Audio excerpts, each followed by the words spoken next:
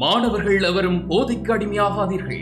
அடிமையானவர்கள் மீண்டதாக சரித்திரமில்லை. எனவே உங்களையும் சமூகத்தையும் பாதுகாத்துக் கொள்ளுங்கள். உங்கள் நலன் கருதி கல்வி டிவி. நான் கல்வி டிவியூடாக இணைந்திருக்கும் அனைத்து மாணவர்களுக்கும் இந்நேர வணக்கங்கள். நான் உங்கள் கணித பாட ஆசிரியர் எஸ் பரணிதரன், யாழ்ப்பாணம் மகளிர் உயர்தர பாடசாலை.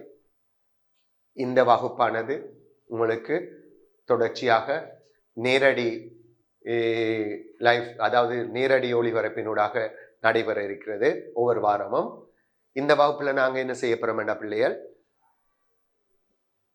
கடந்த கால வினாக்கள் கூடுதலாக உங்களோட ஏதாவது ஒரு பகுதி எடுத்துக்கொண்டு அதில் வந்து தொடர்ச்சியாக வந்த கடந்த கால வினாக்களை பற்றி பார்க்க போகிறோம். இது ஒரு உங்களுக்கு என்னன்னு சொல்ற ஒரு பேப்பர் கிளாஸ் மாதிரி மாடல் பேப்பர்ஸும் செய்யப்படும், அதே மாதிரி பாஸ் பேப்பர்ஸும் செய்யப்படும் இந்த வகுப்புல. அதுலேயும் எங்களுக்கு ஒரு செக்ஷனாக செய்வோம். இப்போ பின்னங்கள்னு சொன்னால் பின்னங்கள்ல கடந்த காலம் வந்த வினாக்கள் தொடர்ச்சியாக செய்கிறது. அதே மாதிரி கனவுளவு மடக்கைன்னு சொன்னால் கனவுளவு மடக்கையில் தொடர்ச்சியாக வந்த வினாக்கள். இப்படி இந்த வகுப்பானது உங்களுக்கு ஒரு என்னன்னு சொல்ல ஒரு இது மாதிரி பேப்பர் கிளாஸ் மாதிரி நடக்கும். சரியா? வினாத்தாள்கள், மேலதிக வினாத்தாள்கள் இங்கே செய்து காட்டப்படும். இது ஒவ்வொரு வாரமும் உங்களுக்கு நேரடியாக இந்த நேரடி ஒளிபரப்பினூடாக இந்த வகுப்பு நடைபெற இருக்கிறது. இது மிகவும் உங்களுக்கு பயனுள்ள ஒரு வகுப்பாக அமைந்திருக்கும்.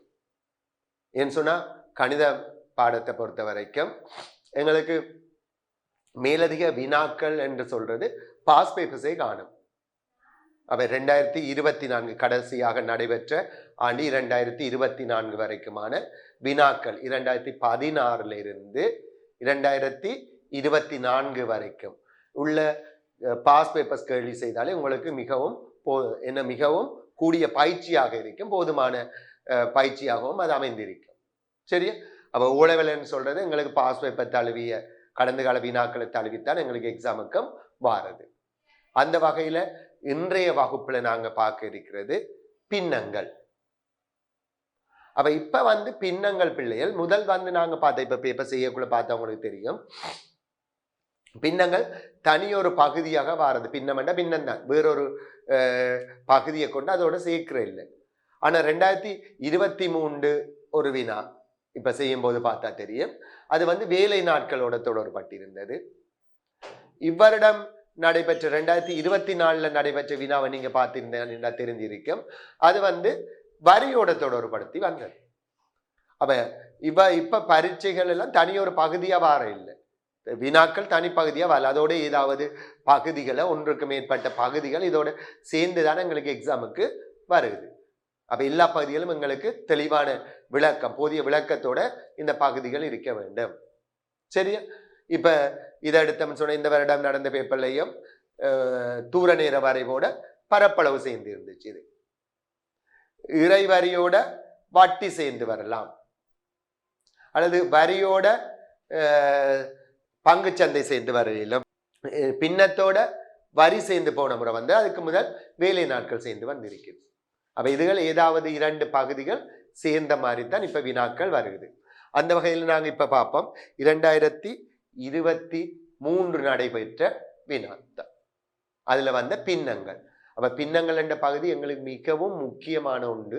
ஏனென்று சொன்னா பகுதி ஒன்று பி பகுதி என்ன, ஏ பார்ட் 1ல பகுதி, அதாவது பேப்பர் 1ல பி பகுதியில வாரது 5 கட்டாய வினாக்கள் வரும்.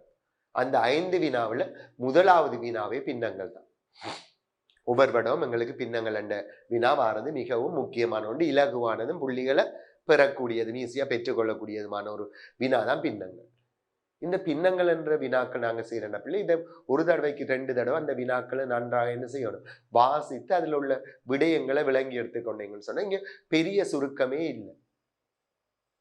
ஒட் மார்க்ஸ் ஆர்டர் மாதிரி பெரிய சுருக்கம் எல்லாமே இங்க இல்லை பிள்ளைகள். பின்னங்கள் கூட்டல், கழித்தல், பெருக்கல் தான் வாரது கூடுதலா. அதுவும் பெரிய சுருக்கங்கள் இல்லை, சிறிய பின்னங்கள் கூட்டல், கழித்தல், பெருக்கல் தொடர்பானதான் வாரது. ஆனா அதை செய்யறதுக்கு நிறைய பேர் தவறுற காரணம் என்னன்னு சொன்னா அதுல என்ன விடயங்கள் சொல்லி இருக்குதுன்றது வாசித்து கிரகிக்கிறது குறைவு. அதை வடிவ விளங்கி கொண்டீங்கன்னு சொன்னா ஈஸியா இருக்கும். சரி, அந்த வகையில நான் வினாவுக்கு செல்றேன். கடந்த வருடம் 2023 நடைபெற்ற ஒரு வினா வந்த வினாவா 2023 வந்த வினாவை பார்த்துக்கொள்ளுங்க. 2023 இது. சரி,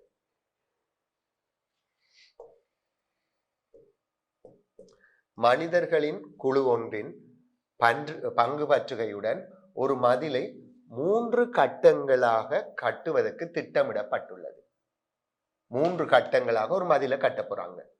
முதலாம் கட்டத்தில் அவர்களில் 10 மனிதர்கள் சேர்ந்து 4 நாட்களுக்கு வேலை செய்து முழு நீளத்தின் 7/4 கட்டி முடித்தனர். சரி, இந்த மதிலை அப்படியே கவனிச்சு கொள்ளுங்க. இந்த மதிலை 3 கட்டங்களாக கட்டுறாங்க. அதுல முதலாம் கட்டத்துல 10 மனிதர்கள் சேர்ந்து 4 நாட்கள் வேலை செய்திருக்காங்க. அப்ப அந்த நடந்த வேலையின் அளவு 10 தர 4 40 மனித நாள் வேலை முதலாம் கட்டத்துல நிறைவு பெற்றிருக்குது. அப்படி முதலாம் கட்டத்துல நிறைவு பெற்ற வேலை மொத்த வேலையின் 7/4 பங்கு. மொத்த மதில் நீளத்திட 7 பிரிச்சு 4 பங்கைத்தான் அவங்க முதலாம் கட்டத்துல கட்டி முடிக்கக்கூடியதா இருந்தது. அந்த 4 பங்கு வேலையின் தான் எவ்வளவு பிள்ளைகள்? 40 மனித நாள் வேலை. சொன்ன விளங்கிட்டா? இது விளங்கி கொண்டா கேள்வி. அப்ப ஒரு மதில 3 கட்டங்களாக கட்டுறாங்க. முதலாம் கட்டத்துல 7/4 பங்கு தான் கட்டி முடிக்கப்பட்டிருக்குது. அந்த 7/4 பங்கையும் கட்டி முடிக்கிறதுக்கு 4 மனிதர்களுக்கு 10 மனிதர்களுக்கு 4 நாள் எடுத்திருக்கு. விடயம் விளங்கிட்டு இப்ப முதலாவது வினாவுக்கு வருவோம். மதிலை கட்டுவதற்கான முதலாம் கட்டத்தில் செய்யப்பட்ட வேலையின் அளவு எத்தனை மனித நாட்கள்? முதலாம் கட்டத்தில் செய்யப்பட்ட வேலையின் அளவு எத்தனை மனித நாட்கள்? முதலாம் கட்டத்தில் என்ன?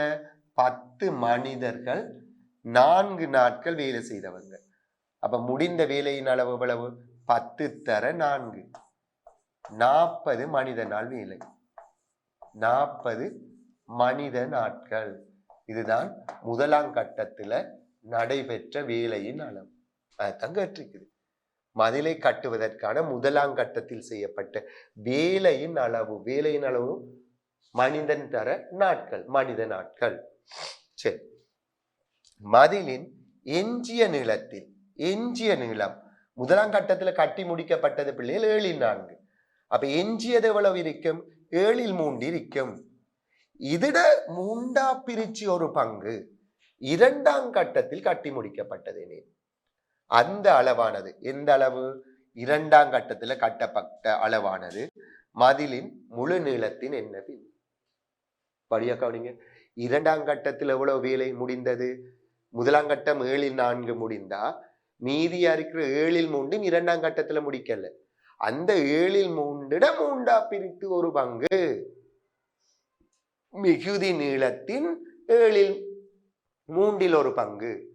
அப்ப முதலாம் நாள் கட்டி முடிச்சதுக்கு பிறகு மிகுதி நீளம் எவ்வளவு இருந்தது? மதில் 7/3 7/4 கட்டி முடிச்சிட்டாங்க. அப்ப மிகுதி நீளம் எவ்வளவு? 7/3 இருக்கும். இந்த 7/3 3/1 தான் பிள்ளைகள் இரண்டாம் கட்டம் கட்டி முடிக்கப்பட்டது. அதுதான் எவ்வளவு கேட்டீங்க. எவ்வளவு வரும்? இதை சுருக்கினா 7/1 இரண்டாம் கட்டத்துல கட்டி முடிக்கப்பட்டது. சரி, எவ்வளவு ஈஸியான சுருக்கம் என்று பாருங்க. மதில் கட்டப்படும் இரண்டாம் கட்டத்தில் 2 மனிதர்கள் மாத்திரம் ஈடுபடுத்தப்பட்டரெனின் அவர்கள் இருவரும் அதற்காக எத்தனை நாட்கள் எடுத்தனர்? அப்ப இரண்டாம் கட்டம் கட்டி முடிக்கப்பட்ட வேலை, அதாவது நடைபெற்ற வேலை என்ன? மொத்த வேலையின் 7/1 பங்கு. இந்த 7/1 பங்கையும் 2 பேர் தான் பிள்ளைகள் செய்திருக்காங்க. அவங்களுக்கு எத்தனை நாள் எடுத்திருக்கும் என்று சொன்னார். அந்த 7/1 பங்கு வேலையும் எவ்வளவு, அந்த வேலையின் அளவு எவ்வளவு என்று தெரிந்தாத்தான் நாட்களை கண்டுபிடிக்கணும். அப்ப இப்ப பாருங்க, இந்த 40 மனித நாள் வேலை என்றது 7 பங்கு வேலை, 4 பங்கு வேலை. 7/4 தானே இது, 7/4 பங்கு தான் இது. அப்ப இந்த 7/4 பங்கு தான் பிள்ளைகள் 40 மனித நாள். அப்ப 1/7 தான் 2ஆம் கட்டத்துல கட்டப்பட்டது. அது எத்தனை வேலை, எவ்வளவு வேலையிட அளவு என்னன்றதை காணுவோம். அப்ப 4 பங்கு தான் பிள்ளைகள் 40 குறிக்குது. ஆகவே இது எத்தனை பங்கு? 1 பங்கு. அப்ப எவ்வளவு? 10 மனித நாள் வேலை தான் பிள்ளைகள் 2ஆம் கட்டத்துல கட்டி முடிக்கப்பட்டது. அந்த வேலையின் அளவு, 2ஆம் கட்ட வேலையின் அளவு என்ன பிள்ளைகள்? 10 மனித நாள் வேலை. இத 2 பேர் தான் முடிச்சிருக்காங்க. அவங்களுக்கு எத்தனை நாள் எடுத்துன்றதான் கேள்வி. அப்ப 10 என்ன செய்வான்? 2ஆல பிரிச்சு விடுவான். 2 மனிதர் தானே வேலை செய்திருக்காங்க. அப்ப 2ஆல பிரிச்சு விட்டா இது இங்க வருமா? சரி. அப்ப 2ஆல பிரிச்சீங்கன்னு சொன்னா 10 2ஆல பிரிச்சா எத்தனை வரும்? 5 நாட்கள் எடுத்திருக்கும். வடிவாருக்கா திரும்ப கவனிங்க. மதில் கட்டப்படும் 2ஆம் கட்டத்தில் 2ஆம் கட்ட வேலை எவ்வளவு? 7/1. 2 மனிதர்கள் மாத்திரம் ஈடுபடுத்தப்பட்டனர். அப்ப இந்த 1/7 பங்கு வேலை என்றது எவ்வளவு? 10 மனித நாள் வேலை. இந்த 10 மனித நாள் வேலையையும் 2 பேர் கட்டி முடிச்சிருக்காங்க, 2 பேர் செய்திருக்காங்க.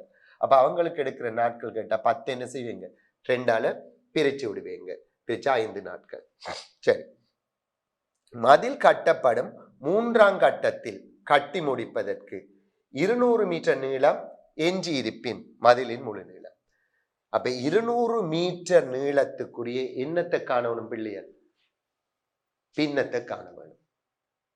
அப்ப இந்த 200 மீட்டர் நீளம் என்றது முதலாம் நாள் கட்டப்பட்ட வேலையா அல்லது 2ஆம் நாள் கட்டப்பட்ட வேலையா? சாரி, 2ஆம் நாள் இல்ல, முதலாம் கட்டத்துல கட்டப்பட்ட மதிலா அல்லது 2ஆம் கட்டத்துல கட்டப்பட்ட மதிலா அல்லது 3ஆம் கட்டத்துல கட்டப்பட்ட மதிலா என்று கேட்டா 3ஆம் கட்டம் இறுதியாக கட்டப்பட்ட மதில் நீளம் தான் 200 மீட்டர். அப்ப இந்த 200 மீட்டர் என்றது 3ஆம் கட்டத்தில் கட்டப்பட்ட மதிலின் நீளம். அப்ப நாங்க என்ன செய்யணும்? இப்ப இந்த 3ஆம் கட்டத்தில் கட்டப்பட்ட மதிலின் நீளத்துக்குரிய பின்னத்தை காண வேண்டும். அந்த ஐடியா இருந்தா சரி. அப்ப 3ஆம் நாள் கட்டப்பட்ட வேலை மதில் நீளத்தை எப்படி காணலாம்? முதலாம் கட்டத்துல 7/4 கட்டப்பட்டது, 2ஆம் கட்டத்துல 7/1 கட்டப்பட்டது. அப்ப மொத்தமா 7/5 கட்டப்பட்டு முடிந்துட்டது. 2 கட்டத்திலையும் நடைபெற்ற, அதாவது கட்டி முடிக்கப்பட்ட மதிலின் நீளம் மொத்த நீளத்தின் 7/5 பங்கு. அப்ப மீதி நீளம் 7/2 பங்கு இருக்கும். அது மனதாலே போடலாம். அல்லது நீங்க என்ன செய்யலாம்? முதலாம் கட்டம் முடிஞ்சதுக்கு பிறகு கட்ட இருக்கிற மதில் நீளம் 7/3. அதுல 2ஆம் கட்டத்துல கட்ட முடிக்கப்பட்டது 7/1 கழிச்சா 7/2 இருக்கும். இதுதான் எத்தனை பிள்ளைகள்? 200 மீட்டர். அதாவது இந்த 2 பங்கு 200 குறிச்சா மொத்த நீளம் எத்தனை பங்கு? 7 பங்கு. இதை சுருக்குனா எவ்வளவு? 700 மீட்டர். அப்ப 2ஆம் கட்டத்தில் கட்டி முடிக்க 3ஆம் கட்டத்தில் கட்டி முடிக்கப்பட்ட மதிலின் நீளம் 200 மீட்டர் இருந்தா மதில் மொத்த நீளம் 700 மீட்டர். விளங்கிட்ட பாருங்க. இதுல ஏதாவது பெரிய சுருக்கங்கள் இருக்கான்னு பாருங்க. ஒண்ணுமே இல்லை. அப்ப வீணாவன் என்ன செய்யணும்? அடிப்படை வேலை ஆரம்பத்துல சொன்ன மாதிரி வடிவா வாசித்து விளங்கிக் கொள்ளணும். சரி, மற்றபடி பெரிய சுருக்கங்கள் இதுல இல்லை. அடுத்த வினாவுக்கு வருவோம்.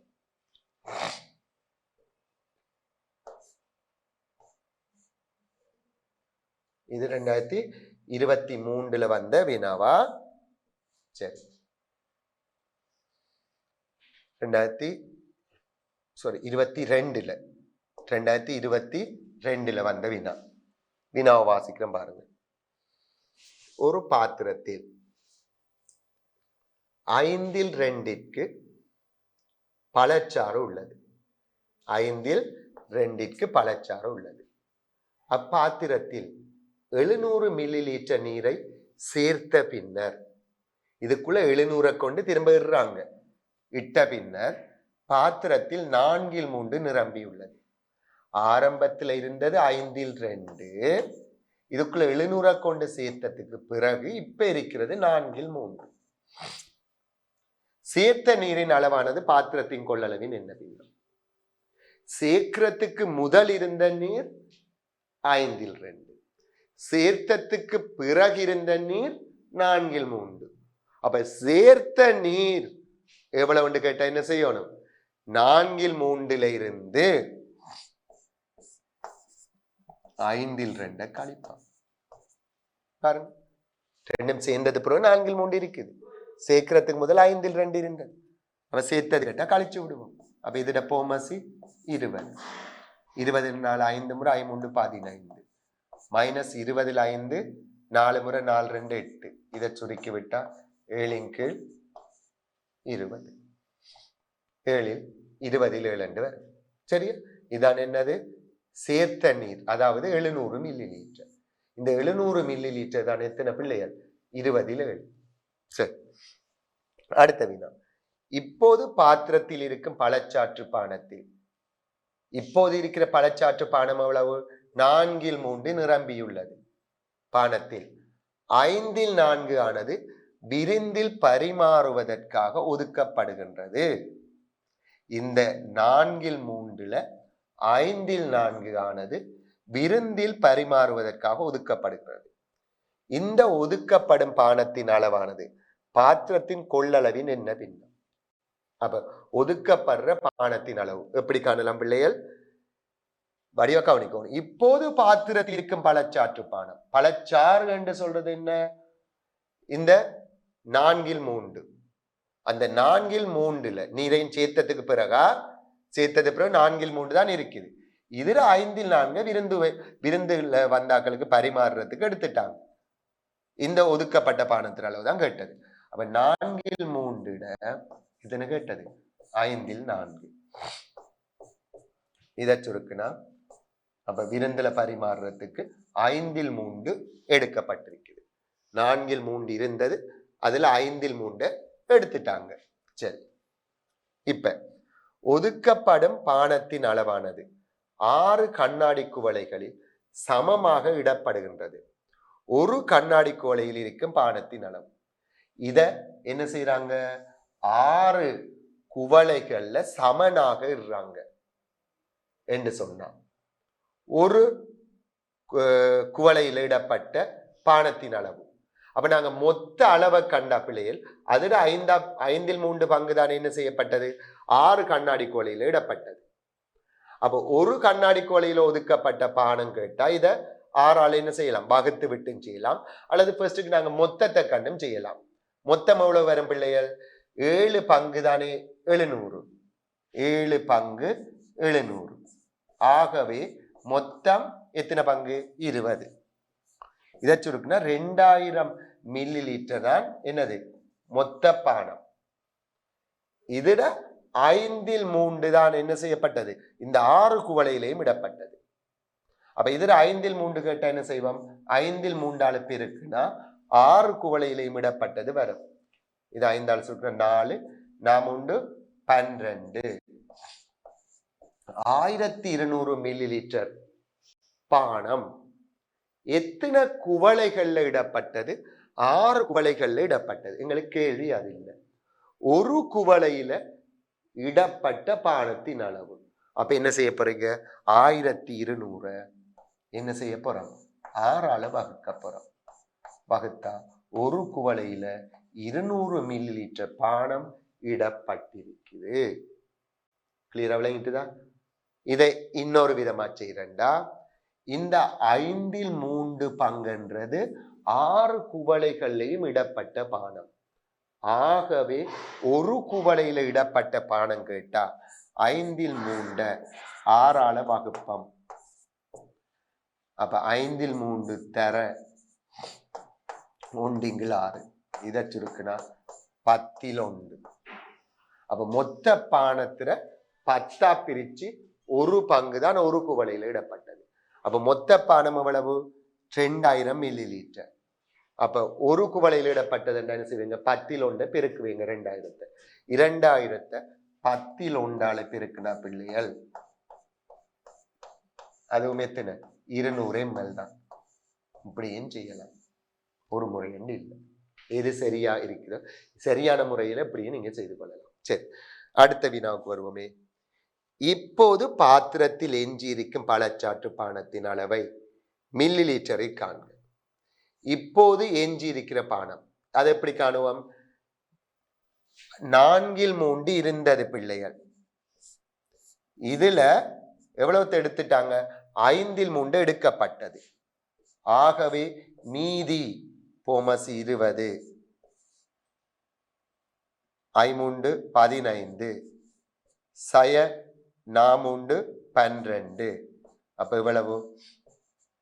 20/3 பங்கு தான் இப்ப எஞ்சி இருக்குது. பாருங்க அப்ப ஆரம்பத்துல பானத்துல, அதாவது மொத்தம் அந்த நீரம் இட்டத்துக்கு பிறகு 4/3 நிரம்பி இருந்தது. அதுல 5/3 என்ன செய்துட்டாங்க? விருந்து வசாரத்துக்கு வெளியே எடுத்தாச்சு, எடுத்து கொடுத்துட்டாங்க. அப்ப எஞ்சி இருக்கிறது கேட்டா 4/3 5/3 கழிப்பீங்க, அது 20/3. மொத்தம் இங்க நாங்க கண்டுட்டோம் 2000 மில்லி லிட்டர். அப்ப 20/3, 2000 20/3 கேட்டா என்ன செய்வீங்க? 20/3 தர 2000.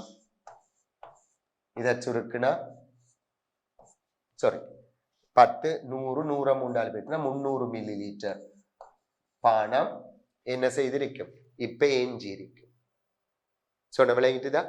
அல்லது ஜோசித்து பாருங்களேன், 2000 மில்லி லிட்டர்ல மொத்தம் 2000 மில்லி லிட்டர், அதுல எவ்வளவு எடுத்தவங்க 5/3 கண்டு அதை கழிச்சு விட்டாலும் சரியா வரும். சரியா?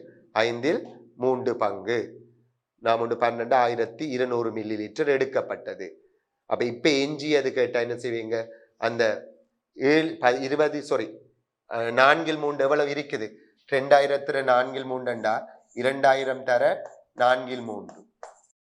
அப்ப இதை சுருக்குனா எவ்வளவு? 5 5 1500 மில்லி லிட்டர் இருந்தது ஆரம்பத்தில். அதுல 6 பேருக்கு வழங்கப்பட்டது 1200. அப்ப மீதி கேட்டா 1500 இருந்து 200 கழிச்சா 300 ml. இப்படியும் செய்யலாம். சொன்ன விளங்கிட்டுதான்? அப்ப இவ்வளவும் ஈஸியான வினாக்கள். பாருங்க, பெரிய சுருக்கங்கள் இல்லை. அடுத்த வினாவுக்கு வருவோம். 3வது வினா. இது எங்களுக்கு 2021 நடைபெற்ற எக்ஸாம்ல வினாவா.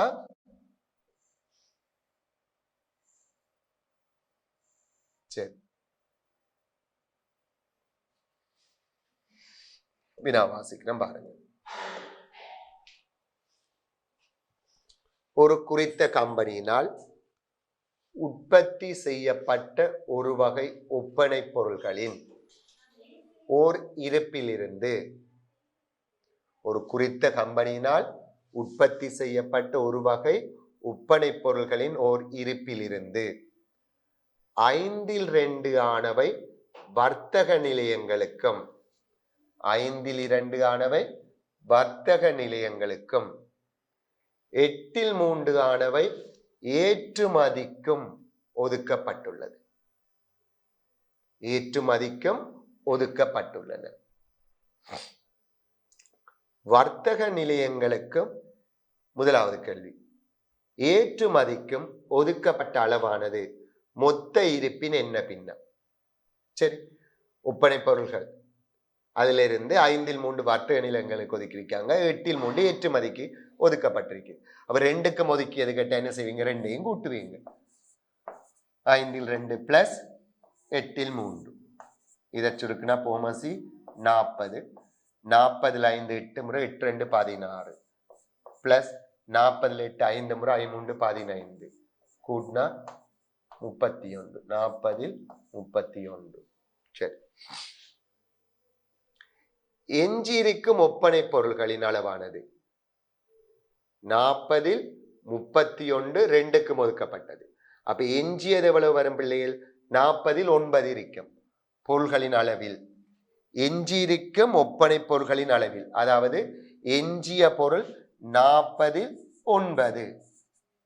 இதிட 3 ஆனவை அக்கம்பெனியின் விற்பதற்கு வைக்கப்பட்டுள்ளது. இதுல 3 பிரிச்சு ஒன்று விற்பதற்கு வைக்கப்பட்டுள்ளது. அவ்வாறு விற்பதற்கு வைக்கப்பட்டுள்ள ஒப்பனை பொருள்களின் அளவின் பெருமானம் 6000 எனின் ஒப்பனை பொருள்களின் மொத்த இருப்பின் பெருமானம்.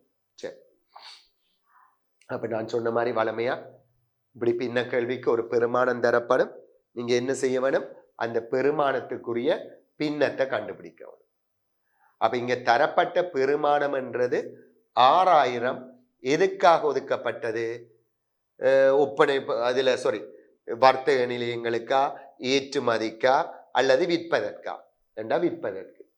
அப்ப விற்பதற்குரிய பின்னத்தை ஃபர்ஸ்டுக்கு காண வேண்டும். விற்பதற்கு எப்படி ஒதுக்கியிருந்தவங்க?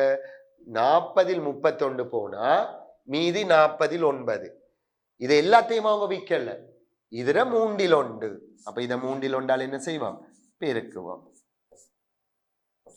அப்ப 40 3 பங்கு தான் பிள்ளைகள். மொத்த உற்பத்தியில 40 பிரிச்சு 3 பங்கு என்ன செய்யப்பட்டிருக்குது? விற்பதற்காக வைக்கப்பட்டிருக்கு. இந்த 3 பங்கு தான் எவ்வளவு? 6000. மொத்தம் கேட்டா 3 பங்கு 6000 குறிச்சா மொத்தம் 40 பங்கு. இதை சுருக்குனா 2 4 2 8 எத்தனை சைவர்? 4 சைவர். ஆகவே அங்க உற்பத்தி செய்யப்பட்ட மொத்த என்னது ஒப்பனை பொருள்கள் பெறுமதி எவ்வளவு? 80,000. அப்ப என்ன செய்யணும் பிள்ளைகள்? இங்க தரப்படுற பெருமானத்துக்குரிய பின்னத்தை கண்டுபிடிக்கணும். நாங்க அந்த பின்னத்தை கண்டுபிடிச்சாதான் அந்த பெருமானத்தை அதுக்கு சமப்படுத்தி எங்களுக்கு தேவையான வினாக்கு விடையளிக்கக்கூடியதா இருக்கு. சரி, அடுத்த வினாக்கு வருவோம். மேற்குறித்த ஒப்பனை பொருள்களின் இருப்பை உற்பத்தி செய்வதற்கு 12 தொழிலாளர்கள் 7 நாட்கள் எடுப்பர் என மதிப்பிடப்பட்டுள்ளது. இந்த இவ்வளவு பொருட்களையும் உற்பத்தி செய்யறதுக்கு 20 பேருக்கு 7 நாட்கள் எடுக்குமா என மதிப்பிடப்பட்டுள்ளது. ஓர் அவசர கட்டளை காரணமாக இவ்விருப்பின் 2 மடங்கை 8 நாட்களில் உற்பத்தி செய்ய வேண்டியிருப்பின் அதற்காக இத்தகைய எத்தனை மேலதிக தொழிலாளர்கள் ஈடுபடுத்த வேண்டும்? 2023 வேலை நாட்களோட தொடர்பட்டு ஒரு வினா வந்திருந்தது, அந்த மதில் கட்டுறது. இப்ப பாருங்க, அதே மாதிரி ஒன்றுதான் இங்கேயும் வந்திருக்கு. அப்ப அவங்க உற்பத்தி செய்த பொருட்கள் அளவு இதுவரைக்கும் அந்த உற்பத்தி செய்யற பொருள்களுக்கு எவ்வளவு வேலை நடைபெற்றிருக்கும்? அந்த வேலையின் அளவு எத்தனை? 12 தர 7 மனித நாட்கள். 12 தொழிலாளர் 7 நாள் வேலை செய்யணும். இப்ப என்ன செய்ய போறாங்க? இத 2 மடங்காக்க போறாங்க. அப்ப 2ஆல பெருக்குவோம். 2 மடங்காக்குவதற்கு எத்தனை நாட்கள்ல இந்த வேலையை முடிக்கணும்? 8 நாட்களை முடிக்கணும். அப்ப வேலையின் அளவு என்ன பிள்ளைகள்? 12 தர 7 தர 2. அது என்ன விளங்கிட்டுதா? 12 மனிதர்கள் 7 நாள் வேலை செய்யறாங்க. ஆனா இதை டபுள் ஆக்கணும்டா என்ன செய்யணும்? அது 2ஆல பெருக்கிறோம். இவ்வளவுதான் வேலையின் அளவு. இதை 8 நாட்கள்ல முடிக்கணும்டா எத்தனை மனிதர்கள் தேவை? 8ஆல பிரிப்போம். இதை சுருக்குனா 3, இங்க 2, 4ஆல சுருக்குனா இந்த 2 சுருக்குனா 7 3 21 மனிதர்கள் தேவை. ஆனா எங்களுக்கு இது கேள்வி இல்லை. கேள்வி என்ன? இத்தகைய எத்தனை மேலதிக தொழிலாளர்களை ஈடுபடுத்த வேண்டும்? இப்ப எத்தனை பேர் வேலை செய்து கொண்டிருக்காங்க? 12 பேர் தான் வேலை செய்து கொண்டிருக்கிறாங்க. ஆனா எங்களுக்கு எத்தனை பேர் தேவை? 21 பேர் தேவை. அப்ப மேலதிகமா இன்னும் எத்தனை பேர் தேவை என்று சொல்லி எப்படி காணலாம்? 21 இருந்து என்ன செய்வோம்? 12 கழிப்போம். அப்ப 21 12 பேரை கழிச்சா மேலதிகமாக 9 மனிதர்களை நாங்க ஈடுபடுத்தினா இதுல 2 மடங்கான வேலைய எத்தனை நாட்கள்ல செய்து முடிக்கலாம்? 8 நாட்கள்ல செய்து முடிக்கலாம். இது எங்களுக்கு நேர்மாறு விகித சமன்ல கிரேட் 9ல கிரேட் 10ல நாங்க படிக்கிறது. சரி, அடுத்த வினாவுக்கு வருவோம். 2020 நடைபெற்ற பேப்பர்ல வந்த கேள்வியா 2020. சரி,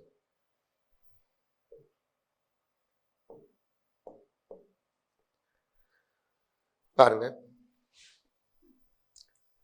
5 லிட்டர் கொள்ளளவுள்ள ஒரு பாத்திரத்தில் 5 லிட்டர் கொள்ளளவுள்ள ஒரு பாத்திரத்தில் ஒரு வகை இனிப்பு பானம் நிரப்பப்பட்டிருந்தது. அதில் 10 ஆனது உபசரிப்புக்காக பயன்படுத்தப்பட்டது. 5 லிட்டர் கொள்ளளவுடைய ஒரு பாத்திரம், அதுல 10 ஆனது உபசரிப்புக்காக எடுத்துட்டாங்க. முதலாவது வினாவுக்கு வருவோம்.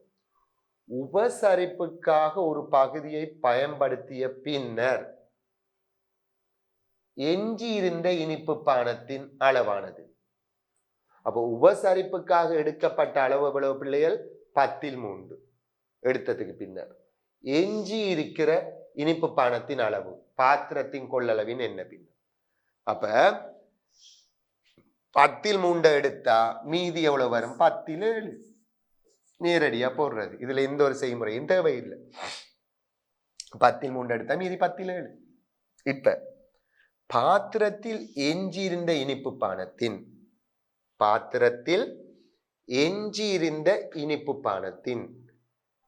எஞ்சியிருந்தது எவ்வளவு? 10. இதுல 7/5 ஆனது ஒரு போத்தலுக்குள்ளே இடப்பட்டது. அதன் பின்னர் பாத்திரத்தில் எஞ்சியிருந்த இனிப்பு பானத்தின் அளவானது மொத்த கொள்ளளவின் என்ன பின்னர். அப்ப இதுட 7/5 என்ன செய்தாங்க? இன்னொரு போத்தல்ல இட்டுட்டாங்க. இப்ப கேள்வி, அந்த போத்தல்ல இடப்பட்டது கேட்கல, எஞ்சி இருக்கிறது. அப்ப போத்தலில் இடப்பட்டதை ஃபர்ஸ்டுக்கு காணுவோமே பிள்ளைகள். போத்தலில் இடப்பட்டது, போத்தலில் இட்டது எப்படி காணலாம்? எஞ்சியது 10 7/5. இதை சுருக்குனா 10/5. இதை சுருக்கினாங்க 2 போடலாம். 10/5 போட்டுட்டு 2 போடுங்க. சுருக்குற அடுத்த கேள்விக்கு ஈஸியா இருக்கும். சரி, இப்ப கேள்வி எங்களுக்கு அது இல்லை. இது என்ன செய்யப்பட்டது? இன்னும் ஒரு போத்தல்ல இடப்பட்டது. அதன் பின்னர் பாத்திரத்தில் எஞ்சி இருந்த இனிப்பு பானம் தான் கேள்வி. அப்ப போத்தல்ல முதல் எவ்வளவு எஞ்சி இருந்த பிள்ளைகள்? 10 இருந்தது. போத்தல்ல இட்டது 10/5. ஆகவே 10/5 கழிச்சா மீதி வரும் 10/2. இதை சுருக்குனா 5/1. பாருங்க. அப்ப இப்ப அந்த பாத்திரத்துல எஞ்சி இருக்கிறது 1/5. சரியா? அதாவது 10/2 தான் எஞ்சி இருக்கும். சரி, இப்போது அப்பாத்திரத்தில் உள்ள இனிப்பு பானத்தின் அளவானது, இப்ப பாத்திரத்தில் எவ்வளவு எஞ்சி இருக்குது? 10/2 எஞ்சி இருக்குது. அளவானது பாத்திரத்தின் கொள்ளளவின் செப்பமாக அரைவாசியாக இருக்கும் வரைக்கும் பாத்திரத்தில் மேலும் இனிப்பு பானம் இடப்படுகின்றது. அவ்வாறு பாத்திரத்தில் இடப்படும் மேலதிக இனிப்பு பானத்தின் அளவை லீட்டரில் காண்க. இப்ப என்ன செய்ய போறாங்க பிள்ளைகள்? 10/2க்கு பாத்திரத்துல மொத்தம் 10 பிரிச்சு, கொள்ளளவை விட 10 பிரிச்சு 2 பங்குக்கு பானம் இருக்குது. இத அரைவாசியாக்க வேணுமெண்டா இன்னும் எவ்வளவு வர வேணும்? 10 அரைவாசி 5. அப்ப அரைவாசி ஆகணுமெண்டா 10/3 பங்கு நாங்க இட வேண்டும். இட்டா பாத்திரம் அரைவாசி ஆகும். இப்ப கேள்வி, அப்படி இடப்படுற அந்த பானத்தின் அளவுதான் எவ்வளவு லீட்டர். அப்ப எவ்வளவு இடப்பட வேணும் என்ற பின்னத்தை காணுவோம். 10/2 இருக்கு பிள்ளைகள். படி எவ்வளவு இங்க எழுதுறேன்னா 10/2 இப்ப பாத்திரத்துல 10 பிரிச்சு 2 பங்குக்கு இருக்கு. இது அரைவாசி ஆகணும்டா 10/5 வந்தா தான் அரைவாசி. அப்ப எவ்வளவு நாங்க இன்னும் சேர்க்கணும்? 10/3 சேர்க்க வேணும். சேர்த்தா அரைவாசி ஆகும். கேள்வி, அவ்வாறு பாத்திரத்தில் இடப்படும் மேலதிக இனிப்பு பானத்தின் அளவு. அப்ப இட வேண்டிய மேலதிக இனிப்பு பானம் எவ்வளவு? 10/3. அது எவ்வளவு லீட்டர்? இப்ப எங்களுக்கு ஒரு பெருமானமும் தரலே. அப்ப நாங்க எப்படி அந்த லீட்டரை காணலாம் என்றா அதுக்கு தான் மேல சொல்லியிருக்கிறாங்க 5 லிட்டர் கொள்ளளவுள்ள அந்த பாத்திரத்துல கொள்ளளவு என்ன பிள்ளைகள் 5 லிட்டர். கொள்ளளவுண்டா என்ன? ஒரு வெற்று பாத்திரத்தை முற்றாக நிரப்ப தேவையான திரவத்தின் அளவுதான் கொள்ளளவு. சரியா? அப்ப அது 5 லிட்டர் என்றா எத்தனை பங்கு 5 லிட்டரை குறிக்கும்? 10 பங்கு தானே 5 லிட்டர். அப்ப 10 பங்கு 5 லிட்டரை குறிச்சா, இங்க எழுதுறேன் 10 பங்கு 5 லிட்டரை குறிச்சா, சரியா? சாரி, 10 பங்கு 5 லிட்டரை குறிச்சா. இப்ப கேள்வி, இடப்பட்ட பானத்திற அளவு எத்தனை? அது அரைவாசி ஆகிறதுக்கு 3 பங்கு. அப்ப இதை சுருக்கலாம் 2, 3 2ஆல் பிரிச்சா 1.5 லிட்டர். 3 2 எவ்வளவு? 1.5 லிட்டர் பானத்தை மேலதிகமாக இட்டா இப்ப அந்த பாத்திரத்துல அரைவாசி என்ன செய்வார்? நிரம்புவார். சொன்ன விளங்கிட்டுதா? அப்ப நீங்க என்ன செய்யணும்? எங்க இந்த தரப்பட்ட பெருமானத்துக்குரிய பின்னத்தை காணணும். நீங்க தரப்பட்ட பெருமானம் பிள்ளைய 5 லிட்டர். அப்ப அந்த 5 லிட்டர்ன்றது என்ன பிள்ளைய? பாத்திரத்துல கொள்ளளவு. இங்க மேல சொல்லியிருக்குது 5 லிட்டர் கொள்ளளவு உள்ள பாத்திரத்தில். அப்ப பாத்திரத்தின் கொள்ளளவு எத்தனை? 5 லிட்டர். அப்ப அந்த 5 லிட்டருக்குரிய பின்னம் பெருமானம் பகுதி, அதாவது மொத்தத்துல 10ல் 3 பங்கு இட்டாத்தான் அது அரைவாசியா வரும். அப்ப அந்த 5 லிட்டர்ன்றது மொத்தம் எத்தனை பங்கு? 10 பங்கு. அப்ப 10 பங்கு 5 லிட்டரை குறிச்சா 1 பங்கு 0.5, இட வேண்டியது 3 பங்கு. அப்ப பெருக்குன எவ்வளவு? 0.5 3ஆல பெருக்குனா 1.5 லிட்டர் இடப்பட வேணும். விளைந்த எல்லாரும் கிளியரா? அப்ப 4 வருஷ பாஸ் பேப்பர் நாங்க பின்னங்கள்ல பார்த்திருக்கிறோம். அப்ப இதுல நாங்க அடுத்த வகுப்புல, அடுத்த நேரடி வகுப்புல நாங்க இதுல தொடர்ச்சியாக 2019 19 இன்னும் எத்தனை இருக்குது எங்களுக்கு? 19 18 17 16 அந்த 4 வினாக்களையும் அடுத்த வகுப்புல பார்ப்போம். கல்வி டிவியில் புத்தம்புது நிகழ்ச்சிகளை உடனுக்குடன் பார்த்து மகிழ எமது Facebook மற்றும் YouTube பக்கத்தை லைக் செய்யுங்கள்.